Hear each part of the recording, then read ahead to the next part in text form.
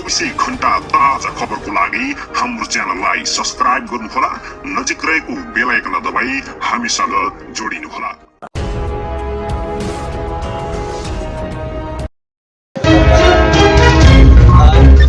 न्यानो अभिवादन र सङ्घर्षशील अभियान टक्राउन चाहन्छु।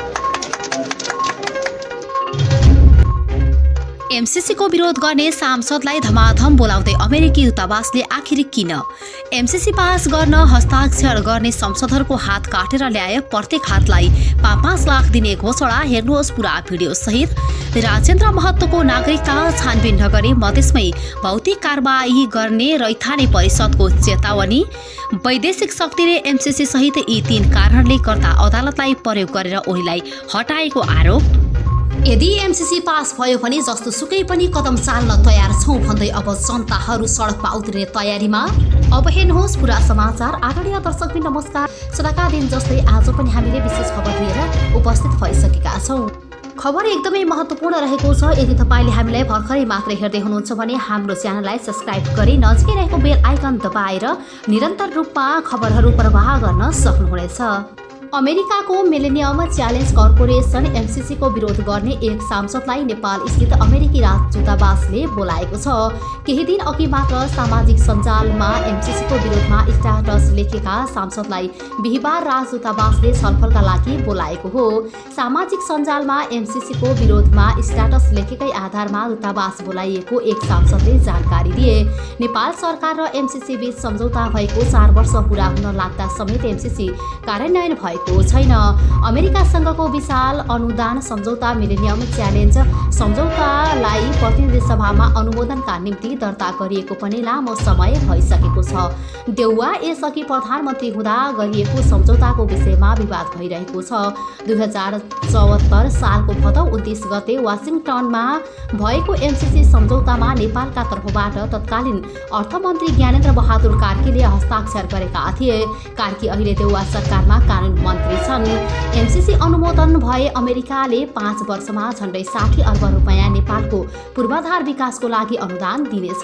सोही समयभित्र नेपाल सरकारले चाहिँ ती पूर्वाधार विकासमा आफ्नो तर्फबाट झण्डै 15 अर्ब रुपैयाँ खर्च गर्नुपर्छ। एमसीसी अनुदान नेपालमा विवादित बनेको छ। एमसीसी पास गर्न हस्ताक्षर गर्ने संसदहरूको हात काटेर ल्याए। प्रत्येक हातलाई 5-5 लाख दिने सचेत नेपाली पार्टीको अध्यक्ष पुण्य परसाईले घोषणा गरेका छन्। देउवा प्रधानमन्त्री बने रगतै एमसीसी विषय सदनमा छलफल नहुँदै विरोधसँगै सडक तातिएको छ। त्यसै क्रममा आज साँझ माइतीघर मण्डलामा सचेत नेपाली पार्टीले एमसीसीलाई खारेज गर्नुपर्ने माग गरेको विरोध कार्यक्रममा पार्टीका अध्यक्ष पुण्य परसाईले सो घोषणा गरेका हुन्। उनीहरूले एमसीसी मुर्दाबाद र इन्डियन दलाल होसियारको नारा लगाउँदै विरोध प्रदर्शन गरेका थिए।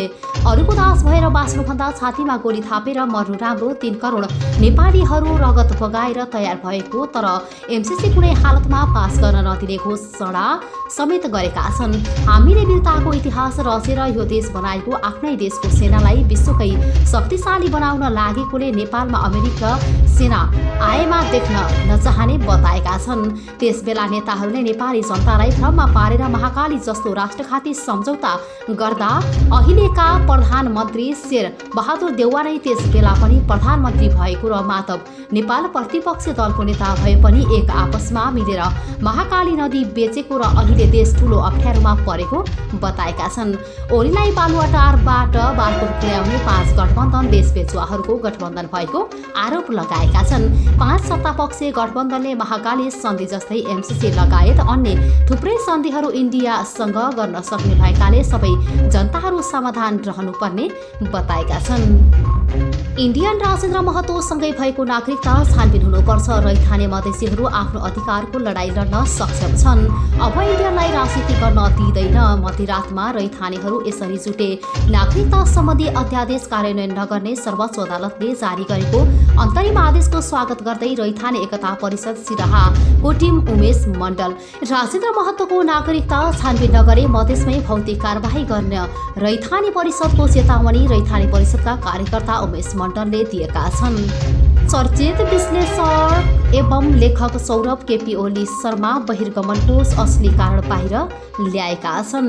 बाहिर हेर्दा प्रतिनिधि सभा विघटन प्रतिगमन अल्पमतमा परेको भनिए पनि भित्री कारण एमसीसीदेखि धर्मनिरपेक्षता र संहितासम्म भएको सौरभको जिकिर छ।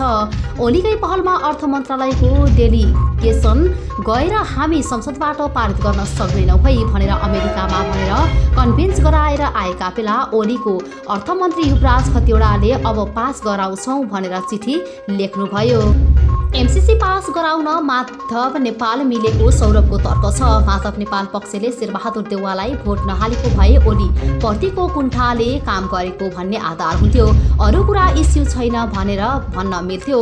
तर त्यहाँ हालिसकेपछि के बुझियो भने यो त चुनावी सरकार मात्र भएन, अब अगाडि बढेर जान्छ। बढेर गयो भने एमसीसी पास गराउन ठुलो चलखेल हुन्छ।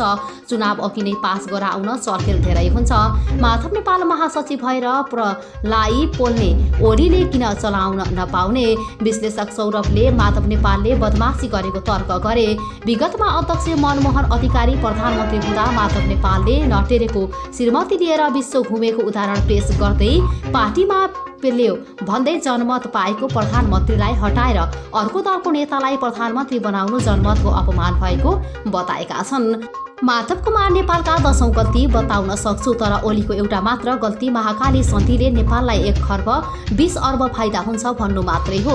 सौरभले ओली र माधव मिल्ने सम्भावना कसरले कतिसम्म इगो त्याग्छ भन्नेमा निर्भर हुने पनि तर्क गरे। देउवाको कार्यकालमा एमसीसी पारित हुन अधिकतम प्रयास हुन र सफल नभएमा चुनाव पछि अर्को कुनै न कुनै नाममा एमसीसीलाई लागू गरिने सौरभको विश्लेषण छ। नेत्रविक्रम चन्द विप्लव नेतृत्वको नेपाल कम्युनिस्ट पार्टीमा सचिवालय सदस्य सन्तोष बुढा मगरले एमसीसीको पक्षमा हस्ताक्षर गर्ने सांसदको औला काटिदिने चेतावनी दिएका छन्। बाटिकामा आयोजित कोण सभामा बोल्दै बुढा मगरले यस्तो चेतावनी दिएका हुन्। संसदबाट एमसीसी अनुमोदन गर्ने तयारी भइरहेको भन्दै उनले एमसीसी पास गर्न हस्ताक्षर गर्नेको औला काटिदिने चेतावनी दिएका हुन्। संसदीय व्यवस्था असफल भइसकेको भन्दै उनले मुलुकमा देखिएका अहिलेका समस्या समाधान गर्न जनमत संग्रहमा जानुपर्ने जोड दिएका छन्। उनले महाकाली तर्नेक्रममा भारतीय सीमा सुरक्षा बल एसएसबीले तुहिन कारदार नदीमा खसेर बेपत्ता भएका दार्चुलाका अजय सिंह धामीलाई शहीद घोषणा गर्न पार्टीको तर्फबाट माग गरेका छन्। घटनाको विरुद्धमा कोर्ट सभामा बोल्दै सो पार्टीका सचिवालय सदस्य मगरले धामीलाई शहीद घोषणा गर्न माग गरेका हुन्।